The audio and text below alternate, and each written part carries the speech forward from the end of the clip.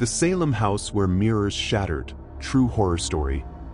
Salem is remembered for hysteria, trials, and fire, but there are houses the city never turned into history. This is not a legend passed down for entertainment. It is a record of a house where mirrors did not break by accident, and where reflection became evidence of something still present.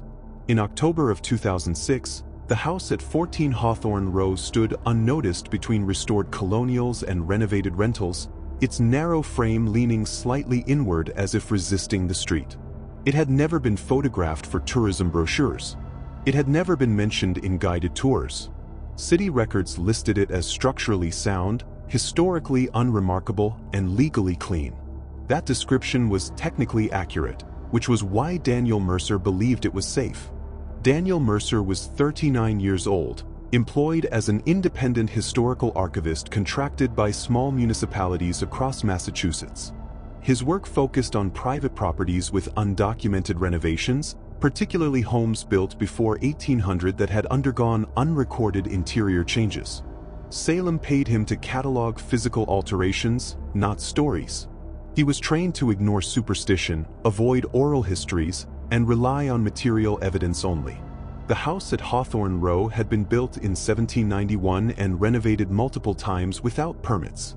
Daniel was assigned to inspect the interior and document anomalies. He arrived alone on October 11th with measuring tools, a digital camera, and a portable scanner. Weather conditions were mild, visibility clear, and the street quiet. From the outside, the house appeared narrow but tall, with a front facade that held no symmetry.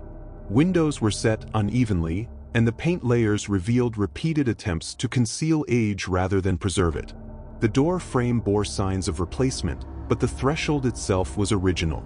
Daniel noted the discrepancy and entered. The interior air felt sealed rather than stale. Temperature readings showed a 5-degree difference between outside and inside, cooler than expected. The smell was not rot or mildew but old soap and iron.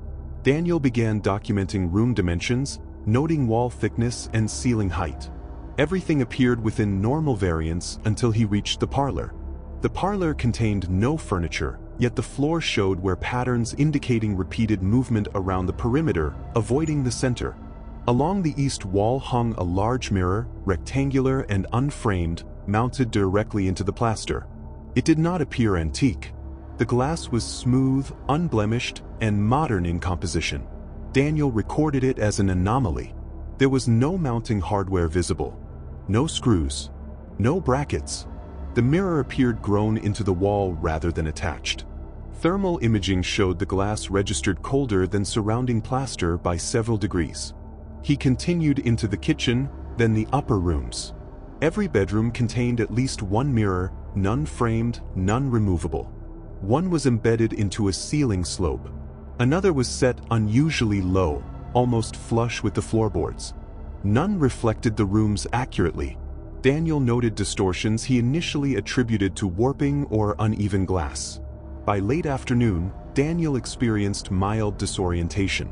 His notes showed minor inconsistencies in measurements he could not account for. Hallways felt longer on return walks. Light behaved unpredictably, reflecting at odd angles even where no reflective surface should have existed. The mirrors never cracked that day. The first incident occurred 3 nights later. Daniel returned to his rental apartment on Federal Street and reviewed photographs taken inside the house. Several images failed to load. Others showed reflections that did not match camera position. One photograph of the parlor mirror displayed the opposite wall as bare plaster, although a window should have been visible. He marked it as a technical glitch and continued working. At 2:14 a.m., Daniel's bathroom mirror fractured. The sound woke him immediately. The glass had split diagonally from top right to bottom left without falling from its mount. No object lay nearby. No vibration or external cause was present. He documented the break, removed the mirror, and disposed of it. The next night, the bedroom closet mirror shattered inward, fragments embedding into the drywall behind it. Again, no external force could be identified. Daniel began researching historical property complaints related to reflective surfaces. Salem archives produced several unfiled maintenance logs referencing unexplained breakage within the Hawthorne Row address, dating as far back as 1837. Each entry was brief, unsigned, and marked unresolved. He returned to the house on October 18th. Inside, the mirrors showed new damage. Hairline fractures had formed beneath the glass surface, branching outward like veins. Daniel documented the changes. He attempted to remove the parlor mirror using a pry bar. The tool slipped repeatedly, failing to find an edge. When pressure increased, the glass flexed slightly and then stabilized, unbroken. Thermal readings showed further drops in temperature around each mirror. Moisture readings indicated condensation forming beneath the glass, although humidity levels were low. Daniel experienced nausea and a persistent sensation of being observed, though no visual evidence supported it. He continued working. While photographing the upstairs hallway mirror, Daniel noticed something inconsistent in the reflection. The hallway behind him appeared elongated, and the doorway at the end appeared sealed, though he knew it was open. He adjusted position and took additional images. The distortion remained. At 4:37 p.m., the first mirror shattered inside the house. The break originated at the center of the glass and expanded outward rapidly, spiderwebbing across the surface before releasing inward. The fragments did not scatter randomly. They fell straight down, forming a concentrated pile beneath the mirror's original position. No vibration preceded the event. No structural movement followed. Daniel stepped back, heart rate elevated, but continued documenting. Over the next hour, 3 additional mirrors fractured in similar fashion. Each break occurred without warning. Each pile of glass formed directly below its source, as if gravity alone had been permitted to act. Daniel left the house before sunset. That night, his laptop screen fractured while powered off. The crack pattern mirrored the parlor mirror exactly. Daniel contacted the Salem Historical Commission the following morning and requested reassignment.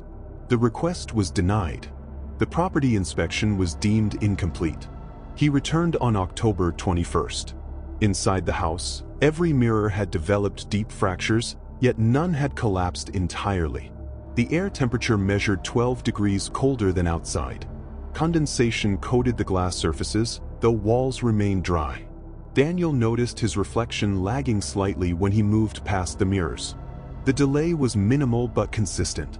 His movements completed before the reflection followed. He stopped documenting and attempted to leave. The front door did not open on the first attempt. The handle turned freely, but resistance held. Daniel applied more force. The door opened after several seconds. Behind him, a mirror shattered. Daniel did not turn around. By the end of October, the house at 14 Hawthorne Row was sealed by municipal order following Daniel Mercer's formal withdrawal and medical leave. No further inspections were conducted. The mirrors inside continued to break. Daniel Mercer did not return to work after October 21st, but the house did not release him. Medical leave records show complaints of insomnia, dissociation, and recurring visual distortions. He reported reflective surfaces behaving inconsistently, particularly glass, polished metal, and dark water. His symptoms were dismissed as stress-induced hallucinations related to occupational burnout. That assessment ignored one detail that appeared repeatedly in his medical intake forms. Every incident occurred in environments without mirrors. Daniel covered reflective objects in his apartment. Windows were draped. Screens were kept dark. He avoided bathrooms outside his residence and refused elevators. These changes stabilized his condition briefly, but they did not stop the dreams. The dreams were spatial, not narrative. He did not see images or relive events. Instead, he experienced depth. Rooms extended farther than physically possible. Corners bent inward. Reflections existed without surfaces. The dreams always ended with pressure, as if something pressed outward from behind glass that was no longer there. On November 3rd, Daniel returned to Salem without notifying the commission. City surveillance footage recorded him entering Hawthorne Row at 6:12 p.m. He carried no equipment. He did not log his visit. The house had not been boarded.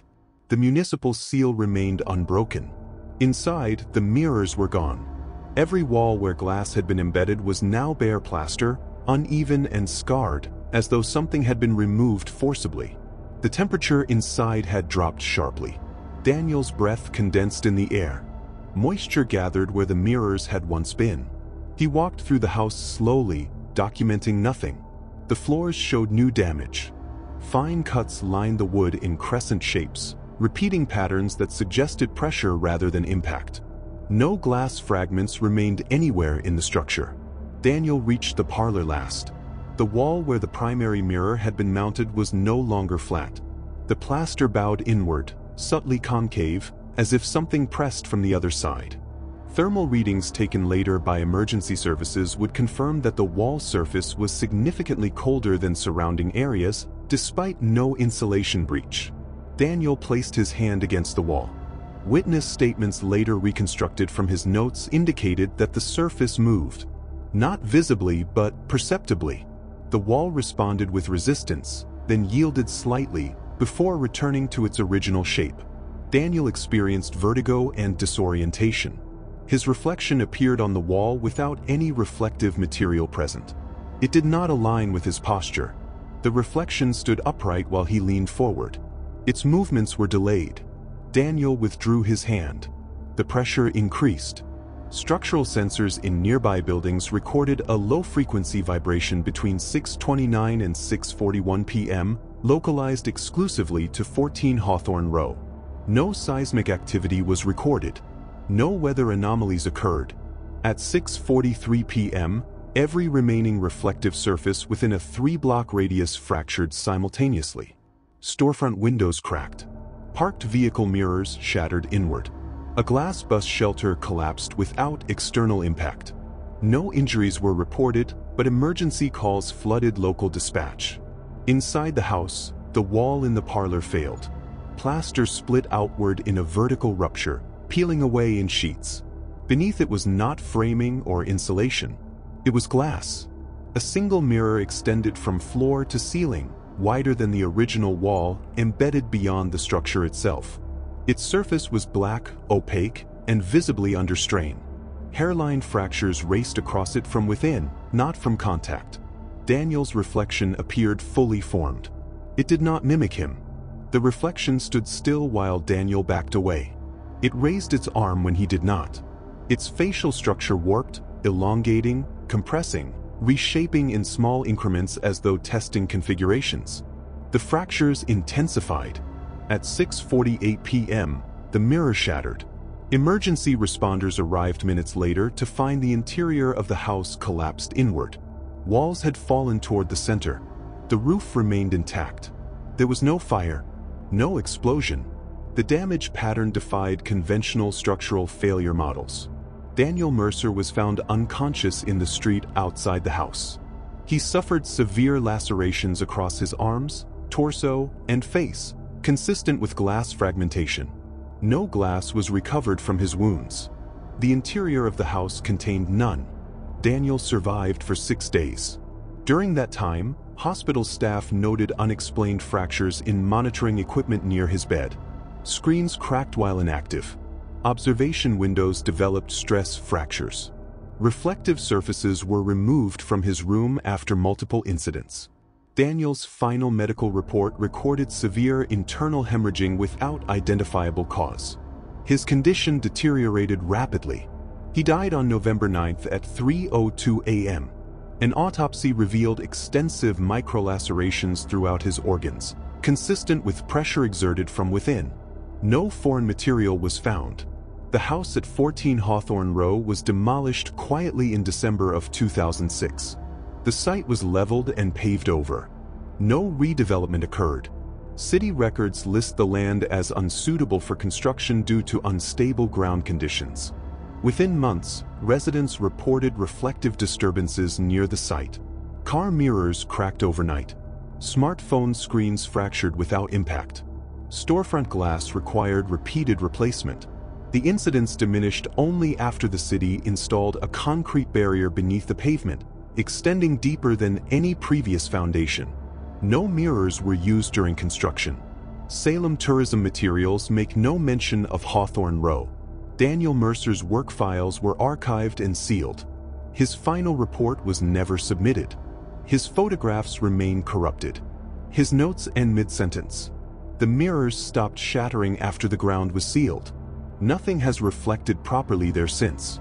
Some houses burn, some collapse, and some are erased because they hold things that cannot be destroyed, only contained. Salem remembers its past carefully, but not everything belongs in memory. If this account unsettled you, understand that it was not written to entertain. It was written to warn. Subscribe and stay alert. Not every reflection is yours.